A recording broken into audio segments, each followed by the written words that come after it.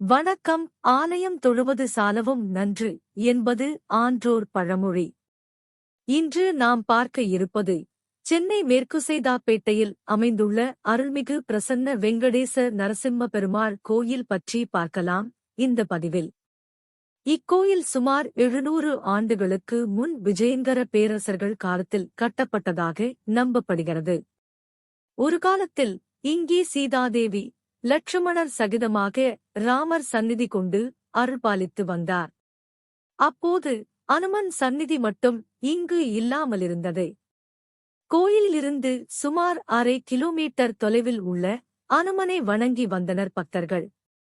பிறகு ஆலயத்தில் அனுமனுக்கும் சந்நிதி அமைக்கப்பட்டது. சிரிக்கும் கண்களும் பேரின்ப அமுதூறும் இதழ்களுமாய் நிற்கும் இவனைப் பார்த்துக் கொண்டிருந்தாலே போதுமென்று சென்னை மேற்குசைதாப்பேட்டையில் கோயில்